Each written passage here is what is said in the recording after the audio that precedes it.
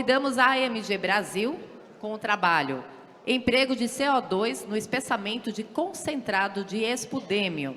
E quem irá apresentar, vamos receber aqui ao palco Pedro Henrique Medeiros da Mata, ele que é analista sênior de produção, e Adriane Melo, técnica de processos na AMG Brasil. Sejam muito bem-vindos. Eles que vão fechar este bloco de apresentações do primeiro dia do Workshop OPEX 2025.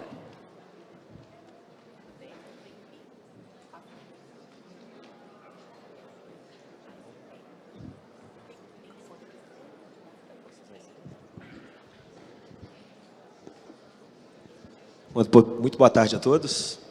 Meu nome é Pedro Medeiros. Antes de começar, eu gostaria de agradecer, em nome da AMG, pelo convite. Estar aqui presente mais uma vez é algo muito satisfatório para a gente. Tá? Então, a gente começa falando um pouco sobre o nosso tema, que é o emprego de CO2 como regulador de pH no espessamento de concentrado de ispodumênio, né? Antes de falar um pouco sobre os estudos, eu gostaria de contextualizar um pouco mais sobre a importância da etapa de separação sólido-líquido por estar presente nas principais etapas de beneficiamento mineral. E o motivo é muito simples: a utilização de um grande volume de água nessas etapas, né? E uma separação ineficiente do sólido líquido faz com que essa operação se torne cara, né, com custo alto e ambientalmente insustentável. Tá? Em contrapartida, uma boa separação sólido líquido traz três principais benefícios, né? Benefícios econômicos, no que dizem respeito à redução de reagentes comumente utilizados, uma melhora na eficiência operacional, no que diz respeito à melhor recirculação de água e melhor utilização dos processos subsequentes, por exemplo, como a filtragem, que é a nossa etapa subsequente. A redução de coagulante melhora a nossa etapa de filtragem, uma vez que o consumo de coagulante na etapa anterior, que é a concentração de espodumênio, faz com que as partículas se aglomerem na etapa de filtragem, cegando as mantas. Então, a redução do CO2 na etapa de concentração, antes da etapa de filtragem, favorece a etapa subsequente. E impactos ambientais, né?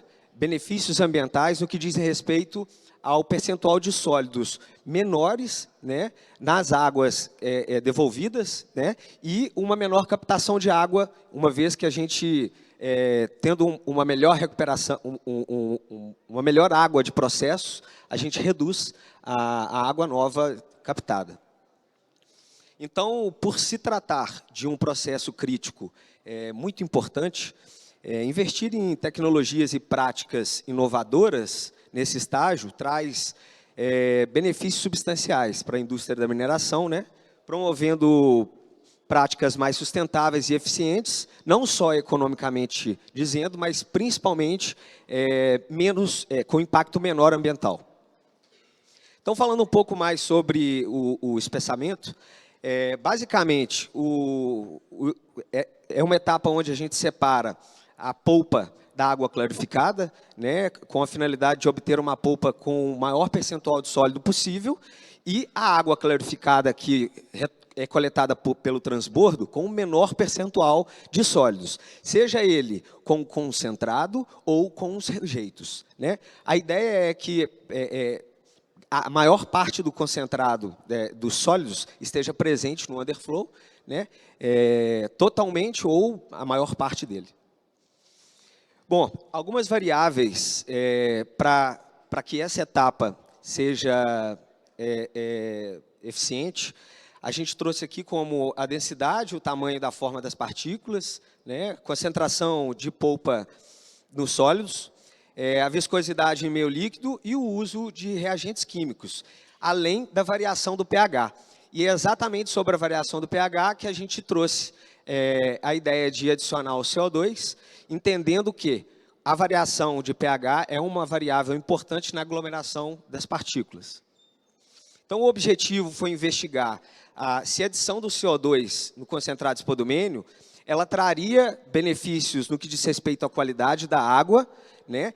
E, em contrapartida, se a gente conseguir reduzir aí o coagulante comercial, não só para a gente melhorar a água de processos, mas para também melhorar a etapa de filtragem, que é a etapa posterior. Então, além desse teste, a gente buscou reduzir os sólidos presentes no overflow, melhorar a qualidade da água, como eu disse, um maior rendimento da filtragem, além de otimizar os custos produtivos.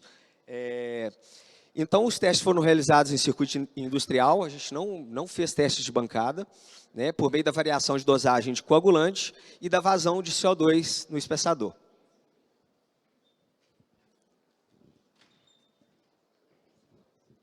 Pessoal, boa tarde. Falando um pouquinho sobre o fluxograma de aplicação do CO2, né? Só contextualizando um pouco, na nossa operação, nós nos deparávamos muito com a situação de muitos momentos a gente optava por reduzir a dosagem de coagulante no nosso espessador para evitar danos na filtragem e também perdia em clarificação nessa água do overflow. E esse espessador, ele é um espessador de concentrado, então é perda de produto, né? Então, esses ultrafinos que ficam recirculando na nossa água, por conta de a gente trabalhar com flotação, trabalhar em pH alcalino, a gente perdia bastante na clarificação do overflow. Então, falando do nosso fluxograma de aplicação, é o nosso material que sai da flotação, né, o nosso concentrado cleaner. Ele passa por uma calha. Anteriormente de passar por essa calha, a gente fazia a injeção do coagulante a 25%, para ter um tempo de atrição, né, homogeneização da polpa com coagulante. Posteriormente, uma bomba envia para a nossa caixa de alimentação do espessador, depois enviava para o espessador. O underflow seguia para filtragem, posteriormente via cliente, né? E o overflow se tornava água recirculante de processo. Com o teste do CO2, né, que já foi industrial, a gente fez a injeção das lanças, né, ele é aplicado de maneira gasosa, então a gente fez a injeção nas lanças após a bomba que envia para a caixa de espessador. Nós testamos várias possibilidades de instalação, né? Anteriormente à bomba, posterior à bomba, na caixa de alimentação, no próprio feed well, porém o ponto que a gente encontrou que mais foi eficiente foi posterior à bomba, né? Para fazer essa homogeneização. E um ponto que a gente observou, comparado ao coagulante, é que o coagulante ele necessita desse tempo de atrição para ele atuar como sedimentador, né? O CO2, a partir do momento que ele faz a homogeneização ali com a polpa, o tempo de atuação dele é muito rápido. Um exemplo é que, em questões de água suja na planta, com o coagulante, a gente demorava aí cerca de 40 minutos para conseguir estabilizar o processo novamente. Com o CO2, a partir do momento da injeção, em cerca de 15 minutos, você já consegue observar a clarificação melhor no overflow. Então, esses gráficos aqui, eles indicam os resultados que a gente conseguiu comparando. Então, a gente operou industrialmente, somente com coagulante e também somente com CO2 para fazer o comparativo dos resultados. Então, a primeira coluna de gráficos indica os resultados de turbidez, sólidos totais e pH com coagulante, e a segunda coluna dos gráficos também comparando com CO2. Então, o que a gente pode observar? Os valores de turbidez, quando a gente utiliza o coagulante, são bem mais altos, acima de 400 a 600. O nosso limite máximo é 600. Né? Então, quando a gente trabalha aí com coagulante, a gente opera na risca do nosso limite aceitável.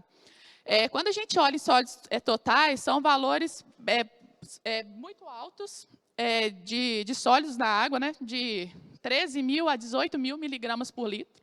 Então, uma perda significativa de produto, né, contaminação da nossa água de processo. E o pH com coagulante, igual eu falei para vocês, a nossa flotação ela se dá em pH alcalino, 10,5, 11. Então, a gente pode ver com um gráfico aí que mesmo quando a gente sobe a dosagem de coagulante, a gente não conseguia neutralizar esse pH para ficar na faixa aí de 7, que é uma faixa ótima de operação para a gente, né?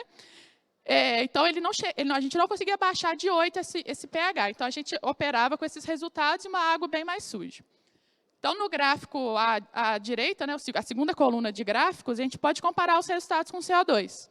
O CO2, a gente pode ver que, quando a gente aumenta a vazão dele, a gente consegue corresponder à melhoria de clarificação de água. Então, o nosso pior resultado com CO2 foi uma turbidez de 350, enquanto a gente operava com valores bem mais altos com coagulante. Falando a sólidos totais, enquanto com coagulante a gente operava com cerca de 13.000 a 18.000 miligramas por litro, com o CO2 a gente conseguiu reduzir aí para a faixa de 1.000 miligramas por litro, né? E o pH, é claro, quanto mais a gente injetou o CO2, mais a gente conseguiu trabalhar na variável pH, né? Só que a gente precisou chegar num ponto de equilíbrio, né? Questão de custo operacional, a gente sabe que abaixo do pH de 7, o consumo de CO2 ele é exponencial, então chega no momento que a gente precisa encontrar um equilíbrio entre pH ideal, vazão de CO2 e custo para a planta. E, por fim, os nossos resultados comparativos, né? Enquanto com o coagulante, com uma dosagem de 120 gramas por tonelada, a gente, com pH em 8,4, a gente tinha um resultado de turbidez de 404 contra uns sólidos totais médios de 13.400. Com o CO2 a uma vazão de 25 kHz, a gente conseguiu chegar num resultado de turbidez 74 NTU, que é bastante satisfatório. Conseguimos reduzir para 523 miligramas por litro de sólidos totais na água, com pH ideal de 6,6, que foi o equilíbrio que a gente encontrou em questão de custo, estabilidade de processo. Durante esse teste também, a gente acompanhou a questão de operacionalidade do espessador, questão de torque, elevação de rake, adensamento de polpa, e todos os parâmetros se mantiveram estáveis. Então, com esse trabalho, a gente conseguiu chegar de forma inovadora, né, numa opção para tratamento de água com polpa de concentrado de spodumênio. Além do coagulante, né, que no caso que é o CO2, que é o trabalho do pH, para neutralização aí do pH alcalino para um pH mais neutro e melhorar a clarificação de água, com um resultado satisfatório de 13.000 miligramas por tonelada de sólidos no overflow para 523. E é claro que a gente também deixa em aberto, porque a gente ainda continua tendo os trabalhos comparativos a serem realizados, né? A gente conseguiu avaliar toda essa operacionalidade, aplicação, funcionabilidade, mas ainda existem mais trabalhos que a gente precisa realizar para poder quantificar quanto desse resíduo de coagulante da água de processo que a gente conseguiu retirar e quantificar esse ganho em recuperação da planta. Obrigada, pessoal.